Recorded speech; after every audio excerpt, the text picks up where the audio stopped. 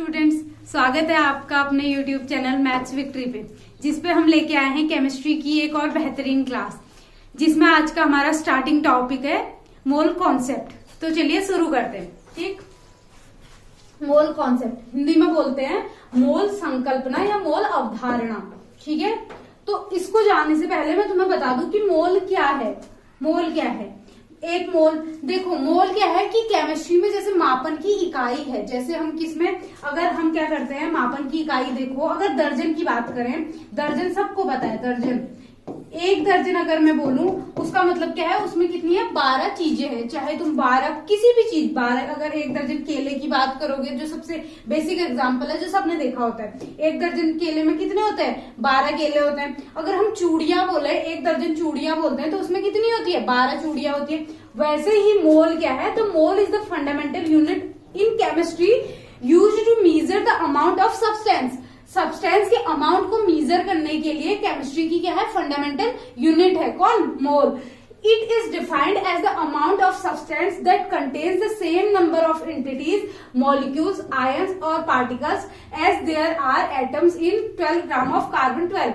देखो इससे पहले ये देख लो कि 1 मोल में कितना होता है। जैसे 1 डजन में कितना होता है, 12 आइटम्स होते हैं तुम्हारे, वैसे ही 1 मोल में कितने होंगे, 6.022 इंटू 10 टू द पावर 23।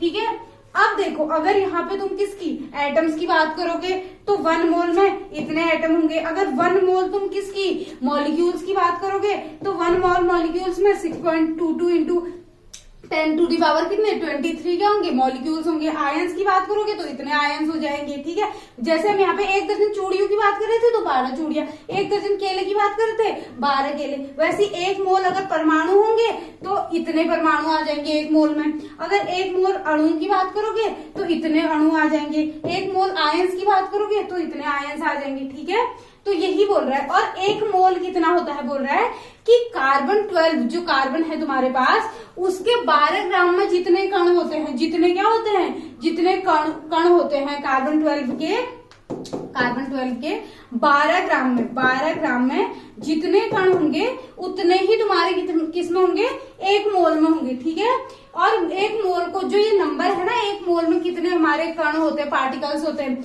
इसको हम क्या बोलते हैं, एवोगैड्रो नंबर बोलते हैं। इसको किसने डिफाइन करा था, एवोगैड्रो ने डिफाइन करा था। इसको हम एवोगैड्रो नंबर कहते हैं और NA से क्या करते हैं, डिनोट करते हैं, NA से डिनोट करते हैं। यही यहाँ पे लिखा हुआ है कि मोल रसायन विज्ञान में पदार्थ की मात्रा मापने की एक मौलिक इकाई है। इसे इस रूप में परिभाषित किया गया है कि यह उतने ही कण में क्या हो सकते हैं, तुम्हारे परमाणु भी हो सकते हैं, अणु भी हो सकते हैं, आयंस भी हो सकते हैं, या फिर पार्टिकल्स कण भी हो सकते हैं, रखता है जितने 12 ग्राम कार्बन 12 में होते हैं। वही जितने 12 ग्राम कार्बन 12 में तुम्हारे कण होंगे उतने ही तुम्हारे किसमें होंगे, 1 मोल में होंगे। और इस संख्या को क्या बोलते हैं, एवोगैड्रो संख्या बोलते हैं, जिसका मान कितना होता है, इधर पे थोड़ा गलत लिखा हुआ है, 6.022 इंटू 10 टू द पावर 23। इतने क्या होते हैं, इतने कण प्रति मोल है। ठीक है, देन इसके बाद लिखा हुआ है कुछ की पॉइंट्स लिखे हुए हैं कि 1 मोल ऑफ एनी सब्सटेंस, ये तुम्हारा वही नंबर लिखा हुआ है कि 6.022 इंटू 10 टू दी पावर 23। ठीक है, और फिर पार्टिकल्स होते हैं। फिर उसके बाद बोला मोलर मास। देखो मोलर मास क्या है, तुमने सपोज हाइड्रोजन लिया, हाइड्रोजन के 1 मोल लिया, 1 मोल ऑफ हाइड्रोजन लिया तुमने, 1 मोल ऑफ हाइड्रोजन H, इसके एटम लिए हैं तुमने सपोज। ठीक है, हाइड्रोजन एटम लिए हैं, तो 1 मोल हाइड्रोजन एटम का जो मास है, जो इसका क्या है, मास है, वो इसका क्या कहलाएगा, मोलर मास कहलाएगा। मतलब 1 मोल का जो मास होगा वो मोलर मास कहलाएगा। ठीक है, तो यही बोल रहा है कि किसी भी ये मोलर मास क्या होता है, mass of 1 mole of substance. कि कोई भी सब्सटेंस तुमने लिया, अगर किसी भी चीज का तुमने 1 मोल लिया तो उसका जो मास है वो मोलर मास कहलाएगा। किसमें, इन ग्राम्स में। Numerically equal to the molecular mass of the atom in atomic mass unit. देखो जो तुम्हारा क्या होता है, मोलर मास, वो बराबर किसके होता है, बोल रहा है 1 मोल का मास तुम्हारा क्या हो गया, यहाँ पे मोलर मास हो गया। और ये किसके बराबर होता है, हाइड्रोजन, अगर इसका जो हमने क्या मॉलिक्यूलर मास, हाइड्रोजन का मॉलिक्यूलर मास कितना होता है 1, तो 1 मोल हाइड्रोजन का जो मोलर मास होगा वो कितना होगा 1 होगा, और ये किसके इक्वल होगा, ये इसके मॉलिक्यूलर मास के बराबर होगा, मॉलिक्यूलर या एटॉमिक मास के बराबर, मॉलिक्यूलर मास के बराबर होगा। ठीक है, अगर मॉलिक्यूल लोगे तो मॉलिक्यूलर मास, अगर एटम लोगे तो एटॉमिक मास। सपोज तुमने यहाँ पे H2 लिया, तुमने क्या लिया 1 मोल ऑफ H2 लिया, H2 का क्या लिया मॉलिक्यूल लिया, 1 मोल ऑफ H2 लिया, तो इसका मॉलिक्यूलर मास कितना हो जाएगा, इसका मॉलिक्यूलर मास हो जाएगा 2 ग्राम्स। ठीक है, 2 ग्राम्स, यही तो होगा 1 मोल, ये 1 मोल H2 का जो मॉलिक्यूलर मास और मोलर मास हो जाएगा वो 2 ग्राम्स हो जाएगा। यही सब यहाँ पे क्या हुआ है लिखा हुआ है। ठीक है,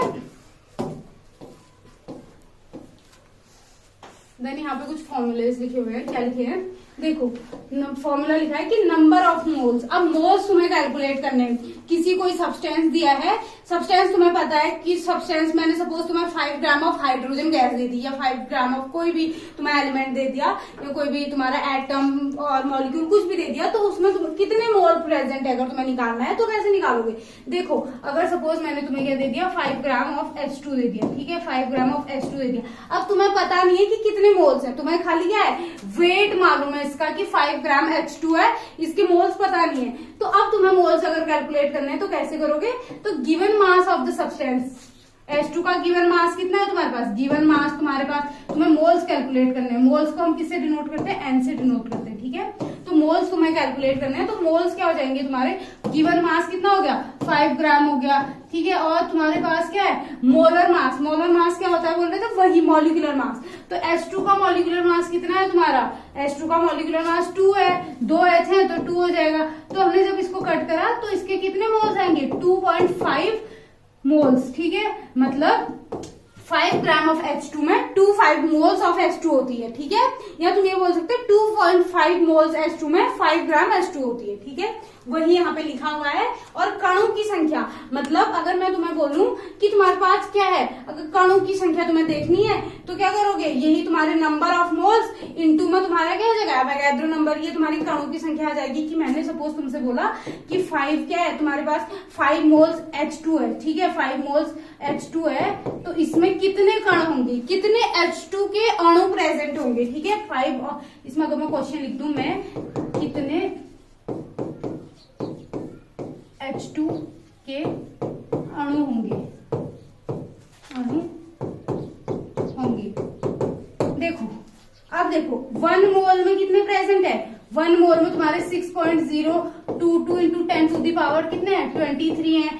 तो 5 में कितने होंगे, 5 मल्टीप्लाइड बाय सेम नंबर, तो 5 इंटू क्या हो जाएगा तुम्हारा, इस नंबर को हम क्या बोल रहे हैं एवोगैड्रो नंबर बोल रहे हैं, तो 5 मल्टीप्लाई बाय Na हो जाएगा। ये 5 मोल्स में कितने तुम्हारे अणु प्रेजेंट है या कितने कण प्रेजेंट है यहाँ पे निकल जाएगा। यही तुम्हारी क्या दी हुई है यहाँ पे, यही तुम्हारी क्या दी हुई है, ये फॉर्मूला दिया हुआ है कैलकुलेट करने के लिए कि कितने तुम्हारे पास नंबर ऑफ क्या है, नंबर ऑफ पार्टिकल्स हैं। ठीक, अब मोल कॉन्सेप्ट के बाद दूसरा तुम्हारे पास जो कॉन्सेप्ट यहाँ पे दिया हुआ है वो है वैलेंसी।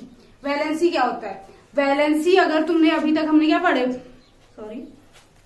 अभी तक हमने क्या पढ़े, बहुत सारे पूरे हमने पीरियोडिक टेबल देखी। ठीक है, पीरियोडिक टेबल में हमारे क्या थे 118 या 118 क्या थे हमारे पास तत्व थे। ठीक है, तो अब उनमें क्या होता है, एक हमारे पास कोई भी अगर एटम प्रेजेंट होता है ना, तो एटम के जो आउटर मोस्ट सेल होता है उसमें वो क्या करता है 8 इलेक्ट्रॉन बनाने की कोशिश करता है। कितने 8 इलेक्ट्रॉन, अगर 8 इलेक्ट्रॉन जिसके आउटर मोस्ट सेल में हो जाते हैं तो वो स्टेबल हो जाता है, उसको ऑक्टेट रूल बोलते हैं। ठीक है, तो उसके हिसाब से क्या होता है कि ऑक्टेट रूल बनाने की कोशिश करता है। तो अब देखो ये बोल रहा है कि वैलेंसी की जब बात हो रही है तो वैलेंसी क्या है, जो तुम्हारे आउटर मोस्ट सेल में जितने इलेक्ट्रॉन प्रेजेंट है वो वैलेंस इलेक्ट्रॉन कहलाते हैं, और वही उसकी क्या कहलाती है, वैलेंसी कहलाती है। यही लिखा गया है कि सपोज अगर मैं एग्जाम्पल से समझाऊं कि अगर क्लोरीन है तुम्हारे पास Cl17 होता है। ठीक है, 17 का अगर तुम क्लोरीन का अगर तुम क्या देखो इलेक्ट्रॉनिक कॉन्फ़िगरेशन देखो 2, 8 और 7, तो इसके आउटर मोस्ट में कितने हैं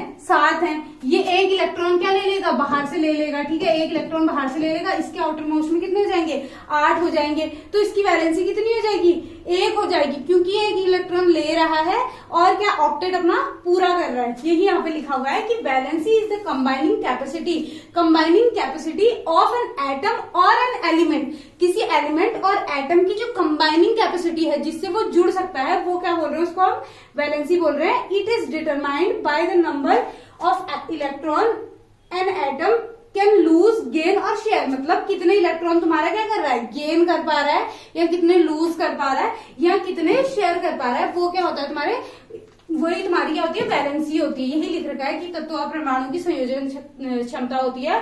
यह निर्धारित करता है कि कोई परमाणु कितने इलेक्ट्रॉन को खो सकता है, कितने इलेक्ट्रॉन प्राप्त कर सकता है, ताकि वह रासायनिक बंधन बना सके। अगर इसका इजी मैं तुम्हें क्या बोलते हैं ट्रिक बताऊं तो ये देखो, अब तुम्हारे क्या होता है, तुमने पीरियोडिक टेबल में देखा होगा कि हाइड्रोजन के आउटर मोस्ट शेल में कितने होते हैं, एक इलेक्ट्रॉन होता है। हीलियम के क्या होते हैं, 2 होते हैं। ऐसी फिर क्या होते हैं, ऐसी फिर यहाँ से 1 2 करके ऐसे बढ़ते जाते हैं। देखो तो क्या होता है, फर्स्ट जिसमें 1 होता है तुम्हारा, 1 वाले की वैलेंसी 1 होती है, सेकंड वाले की कितनी होगी वैलेंसी, 2 होगी, 3 वाले की 3, 4 वाले की 4, 5 वाले की कितनी हो जाती, 5 वाले की फिर तुम्हारी कितनी हो जाती, 3, 6 वाले की कितनी, 6 वाले की 2, और 7 वाले की 1, और 8 वाले की कितनी हो जाती है, 0।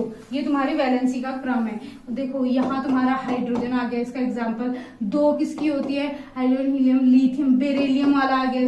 इसमें क्या आ जाएगा, बोरोन आ जाएगा। इधर पे कार्बन, नाइट्रोजन, ऑक्सीजन, और फिर ऑक्सीजन के बाद फ्लोरीन, और इधर पे ये तुम्हारे लास्ट वाले नियोन या हीलियम। अब इसी के आगे के तुम ये देख लेना कि एक वैलेंसी किसकी होगी, हैलोजन वाला जो ग्रुप है उसकी तुम्हारी क्या हो जाएगी, एक वैलेंसी हो जाएगी। दूसरा बेरिलियम वाला जो तुम्हारा ग्रुप होगा उसकी 2 हो जाएगी, बोरोन वाले की 3, कार्बन वाले की 4, और क्या तुम्हारे नाइट्रोजन वाले की 3, ऑक्सीजन वाले की 2, फ्लोरीन वाले की फिर 1 हो जाएगी। ठीक है, ये तुम्हारी वैलेंसी है जिसके आउटर मोस्ट में 1 इलेक्ट्रॉन, ये आउटर मोस्ट इलेक्ट्रॉन्स हैं। ठीक है, आउटर मोस्ट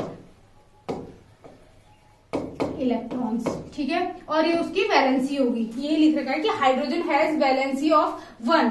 हाइड्रोजन की वैलेंसी कितनी होती है, 1, और ये कितने बॉन्ड बना सकता है, 1 बॉन्ड बना सकता है। ऑक्सीजन की कितनी होती है, बोल रहे ऑक्सीजन की 2 होती है। ऑक्सीजन की कितनी होती है, 2, यही तो लिखा हुआ है, ऑक्सीजन की 2 होती है। और नाइट्रोजन की कितनी होती है, नाइट्रोजन की 3 होती है, और ये 3 बॉन्ड बना सकता है। वही सब लिख रखा है।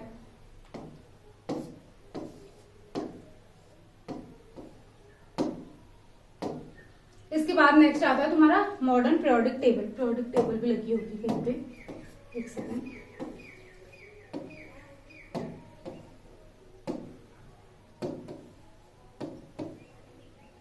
देखो ये है तुम्हारी periodic table, modern periodic table, जिसमें कितने हैं तुम्हारे पास, अगर ऐसे बता दूं तो 118 तुम्हारे पास क्या है, 118 लास्ट जो है 118 तत्व हैं तुम्हारे पास, एलिमेंट जिन्हें इंग्लिश में बोलते हैं।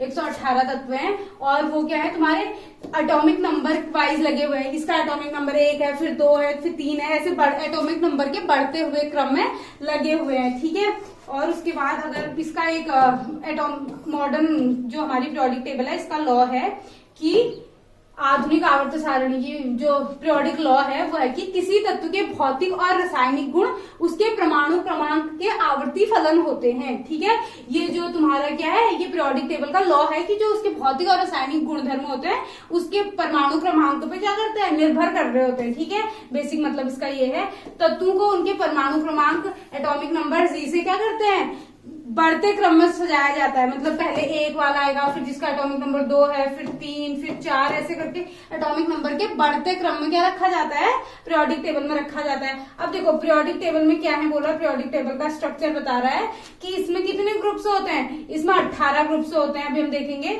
वर्टिकल कॉलम्स, मतलब 18 ग्रुप्स कैसे होते हैं, वर्टिकली होते हैं। और पीरियड्स किसे बोलते हैं, जो हॉरिजॉन्टल लाइन्स है, हॉरिजॉन्टल लाइन्स है ना हमारी, हॉरिजॉन्टल रोज जो लिखा हुआ है वो कितने हैं, 7। ठीक है, 7 पीरियड्स हैं, 18 ग्रुप्स हैं। ठीक है, और टोटल एलिमेंट्स कितने हैं, 118 एलिमेंट्स हैं एज पर कितने 2024 तक, मतलब उसके हिसाब से तुम्हारे कितने थे, 118 तुम्हारे पास एलिमेंट्स थे। फिर उसके क्लासिफिकेशन बता रखा है कि मेटल्स लेफ्ट एंड सेंटर में तुम्हारे पास क्या है, मेटल्स हैं, नॉन मेटल्स राइट साइड में है, और मेटेलॉइड्स कहाँ पे है, अलोंग द जिगजैग लाइन। ये तुम पीरियोडिक टेबल में देख लो, ये सारी चीजें हैं।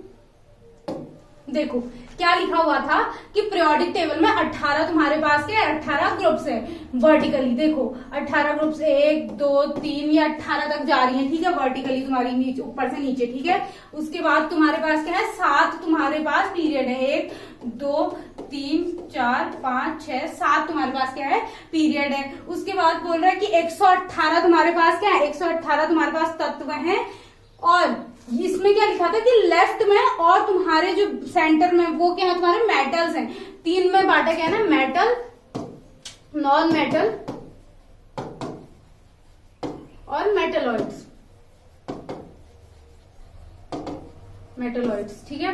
देखो ये सारे तुम्हारे क्या है, इधर से ये सारे तुम्हारे क्या है, मेटल्स हैं, ठीक। और ये जो तुम्हारी ये ग्रीन वाले दिख रहे होंगे ना, ये तुम्हारे क्या है, जिगजैग लाइन में, ये यहाँ पे तुम्हारे क्या है, मेटलॉइड्स हैं। और जो उस साइड की हैं वो ये लास्ट वाली है तो इनर्ट गैसेस होगी। ये क्या होगी, इनर्ट गैसेस है। इनको क्या बोलते हैं, इनर्ट गैसेस, इनर्ट गैसेस। ये रिएक्ट नहीं करते हैं, ठीक है, क्योंकि इनके आउटर मोस्ट सेल का जो कॉन्फ़िगरेशन है पहले से ही 8 में होता है, ठीक है। मतलब सबसे बाहरी सेल में इनके पास कितने होते हैं, 8 इलेक्ट्रॉन प्रेजेंट है। तो ये क्या है, स्टेबल है, इनका कॉन्फ़िगरेशन स्टेबल है, तो ये क्या नहीं करेंगे, रिएक्ट नहीं करेंगे, तो ये इनर्ट गैसेस में आते हैं, ठीक है। और जो ये वाले हैं तुम्हारे, ये नॉन मेटल्स आ गए, ये तुम्हारे कार्बन, नाइट्रोजन, ऑक्सीजन, ये फ्लोरीन, फास्फोरस, ये तुम्हारे क्या आ जाएंगे, नॉन मेटल्स आ जाएंगे। ये बीच में तुम्हारे यहाँ पे ये बने हुए हैं, boron, silicon, germanium, arsenic, antimony, tellurium, polonium और पोलोनियम, ये तुम्हारे पास क्या है, मेटलॉइड्स हैं। और जो उधर साइड दिखा रखे हैं वो तुम्हारे क्या है, वो तुम्हारे नॉन मेटल्स, हाँ नॉन मेटल्स आए और ये तुम्हारे मेटल्स आ गए, ठीक है। देन उसके बाद और क्या चीज लिखी हुई थी उसमें, और अगर तुम्हें एक चीज बताऊं, जो तुम्हारा फर्स्ट जो तुम्हारा ग्रुप है, ये तुम्हारा देखो इसमें, हाँ 4 तुम्हारे ब्लॉक्स हैं, ये 2 लाइन्स है, फर्स्ट और, अगर इसको मैं क्लियर करूं एक बार, देखो फर्स्ट और सेकंड ये तुम्हारा क्या आता है, 4 ब्लॉक्स होते हैं, ये एस ब्लॉक के होते हैं, ठीक है। और इधर से जो तुम्हारा 13 से 18 तक होता है, ये पी ब्लॉक हो गया तुम्हारा, ठीक है, पी ब्लॉक। ये बीच में आता है तुम्हारा 3 से 12 तक, तुम्हारा ये क्या होता है, ये डी ब्लॉक आता है तुम्हारा, डी ब्लॉक। और ये तुम्हारे 2 क्या आते हैं, ये आते हैं तुम्हारे एफ ब्लॉक। अब देखो इनका एसपीडीएफ क्यों बोल रहे हैं, क्योंकि जो ये फर्स्ट और सेकंड ग्रुप है, इनके जो इलेक्ट्रॉन्स होते हैं वो एस उसमें आते हैं, एफ और एस ऑर्बिटल में जाते हैं लास्ट, ठीक है। ये इसका कॉन्फ़िगरेशन होता है NS1 और इसका होता है NS2, ठीक है। और उधर जाते हैं ये पी ब्लॉक में, इनका लास्ट इलेक्ट्रॉन होता है जो वो पी सेल में जाता है, किसमें जाता है, पी सब सेल में जाता है, ठीक है। यहाँ एस में जाता है। यहाँ तक आपको समझ आ गया होगा, चलते हैं नेक्स्ट स्लाइड पे, ठीक है।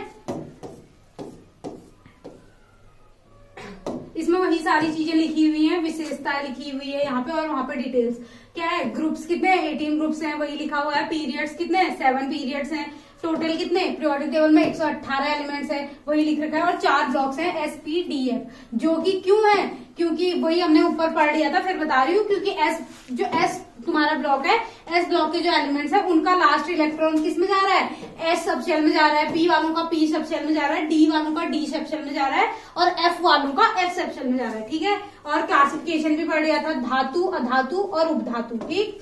धातु कहाँ पे, तुम्हारे लेफ्ट साइड में, सारे लेफ्ट साइड में और सेंटर में तुम्हारे क्या थे, सारे धातु थे। और तुम्हारे फिर जैसे जैसे तुम राइट में जा रहे थे, अधात्विक गुण क्या होते जा रहा था, बढ़ते जा रहा था, ठीक है। ये ट्रेंड्स में भी आएगा, अभी तुम्हारे जो क्या पीरियोडिक प्रॉपर्टीज वगैरह आएंगी उसमें आएगा। फिर आया मेटलॉइड्स, ये तुम्हारा लिखा हुआ है कि मेटलॉइड्स अलोंग द, ये नॉर्मली पता नहीं कुछ तो मिस्टेक हो गया शायद। पे है मेन सेक्शंस, वही सारी चीजें लिखी हुई है कि तुम्हारे एस ब्लॉक एलिमेंट्स कौन से हैं, फर्स्ट और सेकंड ग्रुप जो है तुम्हारे एस ब्लॉक एलिमेंट्स के हैं, उसमें फर्स्ट वाले जो ग्रुप है उसको हम एल्कली मेटल्स बोल रहे हैं, और सेकंड ग्रुप को क्या बोल रहे हैं, एल्कलाइन अर्थ मेटल। इसको बोलते हैं क्षार धातु है, और इनको बोलते हैं क्षारीय मृदा धातु है। दूसरा फिर पी ब्लॉक है, पी ब्लॉक के एलिमेंट्स कहाँ से स्टार्ट होते हैं बोल रहे हैं, 13 से स्टार्ट होते हैं 18 तक, जिसमें तुम्हारे क्या है, नॉन मेटल्स भी हैं, मेटलॉइड्स भी हैं और नोबल गैसेस भी हैं, ठीक हो गया। फिर डी ब्लॉक के एलिमेंट्स जो है, और पी ब्लॉक्स में तुम्हारे जो 17 ग्रुप है उसको हम क्या बोलते हैं, हेलोजन बोलते हैं, हेलोजन ग्रुप्स बोलते हैं, ठीक है। जो फ्लोरीन, क्लोरीन, ब्रोमीन, आयोडीन वाली चीजें हैं उनको हम हेलोजन्स बोलते हैं। फिर उसके बाद डी ब्लॉक जो है, डी ब्लॉक में ट्रांजिशन मेटल्स आते हैं, ये 3 से स्टार्ट होता है 12 तक रहता है, ठीक है। 12 जो तुम्हारे क्या है ग्रुप्स है, 3rd ग्रुप से 12 ग्रुप तक, ठीक है। और एफ ब्लॉक के जो है, एफ ब्लॉक के एलिमेंट्स तुम्हारे लेंथेनाइट्स और एक्टेनाइट्स, ठीक है। लेंथेनाइट इसलिए बोलते हैं क्योंकि लेंथेनम से स्टार्ट हो रहा है, और एक्टेनाइट्स इसलिए बोल रहे हैं क्योंकि एक्टेनियम से स्टार्ट हो रहा है, ठीक है। वही सब लिख रखा है। और placed below the main table, main table से नीचे रहता है, बोल रहा है कौन सा, एफ ब्लॉक, तुमने पीरियोडिक टेबल में भी देखा होगा। उसके बाद क्या लिखा है, स्पेशल ग्रुप्स, वही कि फर्स्ट ग्रुप को एल्कली मेटल बोल रहे हैं, सेकंड ग्रुप को एल्कलाइन अर्थ मेटल बोल रहे हैं। एग्जांपल दिए हुए हैं उनके दो यहाँ पे, sodium potassium alkali metal, magnesium calcium alkaline earth metal, halogen तुम्हारे फ्लोरीन क्लोरीन, और नोबल गैसेस कौन सी होगी, जो लास्ट तुम्हारी जो ग्रुप है उसमें पीरियोडिक टेबल में, वो तुम्हारी नोबल गैसेस या इनर्ट गैस उनको बोलते हैं, हीलियम नियॉन, ये सारी तुम्हारी क्या होगी, नोबल गैसेस होगी। अब उसके बाद ट्रेंड्स बोल रहा है कि ट्रेंड्स ऑफ पीरियोडिक टेबल्स, ठीक है। ये ट्रेंड्स को नीचे एक्सप्लेन करा गया, हम वहीं से पढ़ेंगे, ठीक है। देखो ये सारी चीजें, वही सब चीजें लिखी हुई है जो हम ऊपर पढ़ के आ गए हैं, कुछ ज्यादा नहीं है इसमें। अब बोल रहा है पीरियोडिक प्रॉपर्टीज। पीरियोडिक प्रॉपर्टीज क्या होती है, वही लिख रखा है कि आवर्तिक गुणधर्म वे भौतिक और रासायनिक विशेषताएं हैं जो आवर्त सारणी में तत्वों की स्थितियों के अनुसार नियमित रूप से बदलती रहती है। यह प्रवृत्तियां इलेक्ट्रॉन संरचना और नाभिकीय आवेश के कारण होती हैं। जो तुम्हारी पीरियोडिक प्रॉपर्टीज होती हैं वो क्या होती हैं, बोल रहा है फिजिकल और chemical characteristics of elements that show a repeating trend across the periods. देखो ये जो तुम्हारी पीरियोडिक प्रॉपर्टीज है, ये कुछ प्रॉपर्टीज है जो तुम्हारे पीरियड की या तुम्हारे किसकी, तुम्हारे ग्रुप की प्रॉपर्टीज है जो तुम्हारे किसके साथ, किसी मतलब पीरियड्स में, सारे पीरियड्स के लिए सेम होती है। एक रिपीटिंग उसमें चल रही होती है, बोल रहा है रिपीटिंग ट्रेंड में चल रही होती है, बोल रहा है। और क्या होता है, ये तुम्हारे किसको बता, ये क्यों होते हैं, मतलब ये रिपीटिंग, इसका मतलब जो तुम्हारी पीरियोडिक प्रॉपर्टीज रिपीटिंग मोशन में क्यों चल रही है, बोल रहा है because of the arrangement of electrons, मतलब एटम्स में जो इलेक्ट्रॉन्स का अरेंजमेंट है उसकी वजह से। और दूसरा इंक्रीजिंग न्यूक्लियर चार्ज, मतलब न्यूक्लियर चार्ज तुम्हारा घट रहा है, बढ़ रहा है, उसके साथ साथ तुम्हारी पीरियोडिक प्रॉपर्टीज क्या होंगी, चेंज होंगी, उनका ट्रेंड अलग अलग होते जाएगा, ठीक है। अब जो तुम्हारी फर्स्ट इसने पीरियोडिक टेबल में पीरियोडिक प्रॉपर्टी बता रखी है, एटॉमिक रेडियस, परमाणु त्रिज्या। त्रिज्या क्या होती है, किसी अगर तुम कोई, अगर सपोज तुम क्या लेते हो, कोई वृत्त लेते हो, तो उसके तुम्हारे सेंटर से परिधि तक की दूरी तुम्हारी क्या हो जाती है, त्रिज्या हो जाती है। तो सेम टू सेम तुम्हारा अगर तुम एटम लेते हो तो एटम के नाभिक से बाह्यतम कोश की जो दूरी होती है उसको हम क्या बोलते हैं, रेडियस, एटॉमिक रेडियस बोलते हैं। अगर आयनिक रेडियस बोलेंगे तो आयन में भी सेम होगा कि आयन के बाह्यतम कोश से उसके मतलब उसके नाभिक से बाह्यतम कोश तक की दूरी क्या हो जाएगी, उसकी आयनिक त्रिज्या हो जाएगी। एटम की बात करोगी तो एटॉमिक त्रिज्या हो जाएगी, ठीक है। तो एटॉमिक त्रिज्या का क्या मतलब क्या ट्रेंड है पीरियोडिक टेबल में बोल रहे हैं, देखो। तो फिर ये उसकी परिभाषा लिखी है कि परमाणु त्रिज्या वह दूरी है जो नाभिक और बाहरी इलेक्ट्रॉन कोश के बीच होती है, ठीक हो गया। अब इसका क्या ट्रेंड क्या है कि अक्रॉस द पीरियड, जब तुम पीरियड में बाएं से कहां जाते हो, दाएं जाते हो, तो एटॉमिक रेडियस पे क्या फर्क पड़ता है, तो क्या फर्क पड़ता है, एटॉमिक रेडियस क्या होती है, डिक्रीज होती है, because the increasing nuclear charge pulls electron closer. देखो अब डिक्रीज होती है बोल रहा है, और डिक्रीज क्यों होती है, जब तुम क्या जाते हो पीरियड में लेफ्ट टू राइट जाते हो, लेफ्ट टू राइट जाओगे, यहाँ पे तुम्हारे क्या है, जब इसको अगर इरेज करूं, देखो अब तुम पीरियड में क्या जा रहे हो, पीरियड में तुम लेफ्ट टू राइट को जाते रह रहे हो, ठीक है। देखो लेफ्ट टू राइट गए तुम, ठीक, जैसे गलती हो गया, लेफ्ट टू राइट अगर तुम जा रहे हो, तुम्हारे पास सपोज यहाँ पे कोई एलिमेंट है, ठीक है, एलिमेंट है यहाँ पे कौन सी, अगर हम वो ले लें यहाँ पे lithium, beryllium, boron, carbon, nitrogen, oxygen, fluorine, neon, ठीक है। देखो अब इसके पास क्या होता है, इसके बाहरीतम कोश में कितना, इसका इलेक्ट्रॉनिक कॉन्फ़िगरेशन देखोगे, इसका 2 1 2 2 2 और यहाँ पे 3 2 4 2 5 2 6 2 7 और 2 8, ठीक है।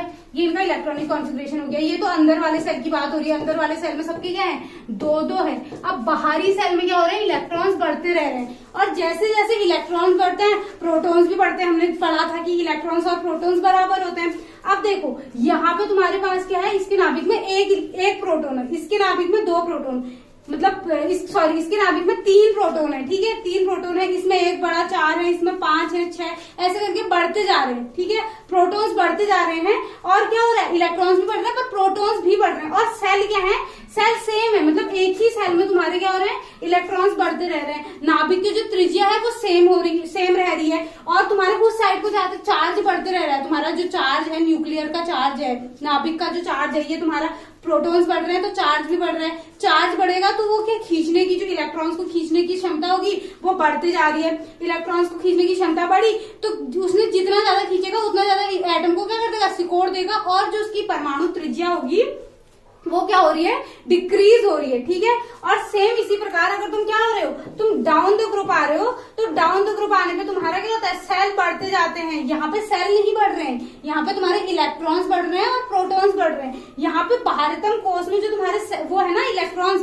यहाँ पे इलेक्ट्रॉन सेम रहेंगे। हाइड्रोजन के भी बाहरीतम में 1 होता है, उसके बाद हाइड्रोजन लिथियम में भी 1 होता है। ऐसे करके जब तुम नीचे को आते रहते हो तो उनके बाहरीतम कोश में इलेक्ट्रॉनों की संख्या क्या रहती है, सेम रहती है। बट जो बीच में जो सेल होती है ना, सेल ज्यादा आ जाती है तो जो एटम का साइज हो जाता है वो इंक्रीज हो जाता है। साइज इंक्रीज होता है तो नाभिक और बाहरीतम कोश के इलेक्ट्रॉन के बीच ज्यादा दूरी हो जाती है, वो खींच नहीं पाता है। खींच नहीं पाएगा तो दूरी क्या हो जाएगी, बढ़ जाएगी, और एटॉमिक जो तुम्हारी रेडियस होगी वो क्या होगी, इंक्रीज होती रहेगी। मतलब बाएं से जाए जब तुम जाते हो तो डिक्रीज होती है, और ऊपर से नीचे जब आते हो तो क्या होती है, इंक्रीज होती है। क्योंकि as new electron shells are, यहाँ पे क्या हो रहा है, new electron shells are added, और यहाँ पे क्या बोल रहा है, क्योंकि न्यूक्लियर चार्ज बढ़ जाता है, क्योंकि इलेक्ट्रॉन्स भी बढ़ रहे हैं, प्रोटॉन्स भी बढ़ रहे हैं। प्रोटॉन्स तुम्हारे न्यूक्लियस में है तो प्रोटॉन बढ़ रहे हैं, तो वो तुम्हारा न्यूक्लियस चार्ज अपने आप ही क्या हो जाएगा, इंक्रीज हो जाएगा।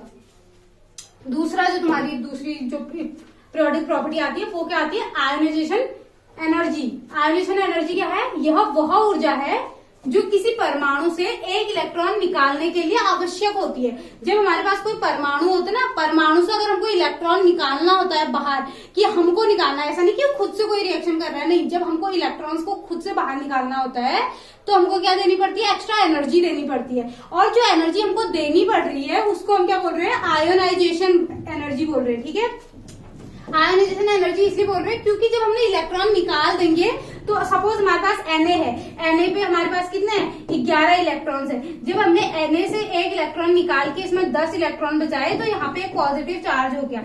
Na यहाँ पे क्या था, Na इधर पे तुम्हारे पास एक पूरा एटम था, यहाँ पे क्या हो गया, Na पॉजिटिव आयन बन गया है। इसीलिए हम इसको क्या बोल रहे हैं, आयोनाइजेशन एंथैल्पी। मतलब तुमने एटम से इलेक्ट्रॉन निकाल के उसको क्या बना दिया, आयन बना दिया, इसलिए हम उसको आयनिक ऊर्जा इसलिए भी बोल रहे हैं। ठीक है, इलेक्ट्रॉन निकालने के लिए जो एनर्जी चाहिए हो रही है। ठीक, अब पीरियड में क्या हो रहा है, बोल रहा है कि जब पीरियड में हम बाएं से दाएं जा रहे हैं तो ये इंक्रीज हो रही है, मतलब हमको ज्यादा एनर्जी लगानी पड़ रही है। क्योंकि हमारा साइज क्या, अभी हमने पढ़ा था एटॉमिक रेडियस क्या हो रही थी, डिक्रीज हो रही थी। रेडियस डिक्रीज होगी तो साइज डिक्रीज होगा, और साइज डिक्रीज होगा तो जो हमारे इलेक्ट्रॉन्स हैं वो तुम्हारे न्यूक्लियर के बहुत पास होंगे। मतलब न्यूक्लियस ने उनको बहुत टाइटली पकड़ रखा है, और टाइटली पकड़ रखा है तो बाहर निकालने के लिए क्या चाहिए, ज्यादा वो चाहिए ना, तुम्हें ज्यादा एनर्जी देनी पड़ेगी। सपोज अगर कोई बच्चा हॉस्टल में रह रहा है तो क्या है, अगर कोई बच्चा हॉस्टल में रह रहा है तो उसको हॉस्टल के रूम से बाहर जाने के लिए उसको ज्यादा क्या करनी पड़ेगी, ज्यादा मेहनत करनी पड़ेगी, क्योंकि वहां वार्डन भी है, कॉलेज वाले भी है, मना करेंगे। अगर कोई बच्चा ऐसे ही अकेले रूम लेके रह रहा है तो उसको अगर तुम्हें कहीं घूमने ले जाना होगा तो तुम सीधे कॉल करोगे, वो सीधे आ जाएगा। सेम ऐसा ही है कि अगर वो क्या है, वो क्योंकि वो उसके पास कौन है, वार्डन है, वार्डन वगैरह मना करेंगे। अब उसमें तो वार्डन वगैरह मना करेंगे तो तुमको ज्यादा एनर्जी लगानी पड़ेगी वहां से बाहर निकलने के लिए। और जिसके पास कोई नहीं है, जो दूर है, तो उसको क्या, घर वालों से भी दूर है, उसको जल्दी ले जा सकते हो। वही बोल रहा है कि अगर तुम्हारे पास क्या हो रहा है, बाएं से दाएं जा रहे हो तो तुम्हारी क्या हो रही है, आयोनाइजेशन एंथैल्पी क्या, आयोनाइजेशन एनर्जी क्या हो रही है, इंक्रीज हो रही है, ज्यादा एनर्जी देनी पड़ रही है। और जब ऊपर से नीचे आ रहे हो तो डिक्रीज हो रही है, क्योंकि तुम्हारे इलेक्ट्रॉन्स क्या है, दूर है, इलेक्ट्रॉन्स दूर है तो थोड़ा सा एनर्जी देके फटाफट इलेक्ट्रॉन क्या हो जा रहे हैं, बाहर निकल जा रहे हैं। यहाँ पे इलेक्ट्रॉन्स क्या है, न्यूक्लियस के पास है, इसलिए तुम्हें क्या करनी पड़ रही है, अधिक एनर्जी लगानी पड़ रही है। ठीक है, ये तुम्हारे आयोनाइजेशन एनर्जी का क्या हो गया, ट्रेंड हो गया।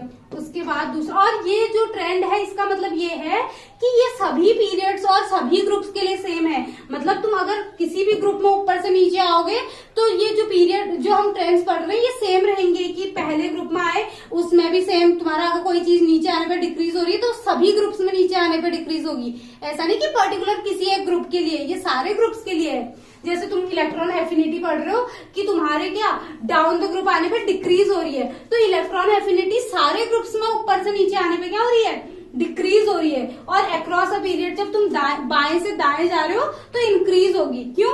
क्योंकि एज एटम बिकम मोर, क्या बोल रहे हैं, एगर टू गेन इलेक्ट्रॉन्स, क्योंकि ये फटाफट क्या कर लेंगे, इलेक्ट्रॉन्स क्या कर लेंगे, ग्रहण कर लेंगे। इससे पहले ये देख लें इलेक्ट्रॉन एफिनिटी, यह ऊर्जा परिवर्तन है। जब हाँ, इलेक्ट्रॉन एफिनिटी क्या होती है कि जब इससे पहले आयोनाइजेशन एनर्जी पड़ी थी उसमें इलेक्ट्रॉन निकाल रहे थे, और इलेक्ट्रॉन एफिनिटी में क्या होगा, इलेक्ट्रॉन जब तुम गेन करते हो तो उस टाइम जो ऊर्जा परिवर्तन होता है वो तुम्हारा इलेक्ट्रॉन एफिनिटी होता है। तो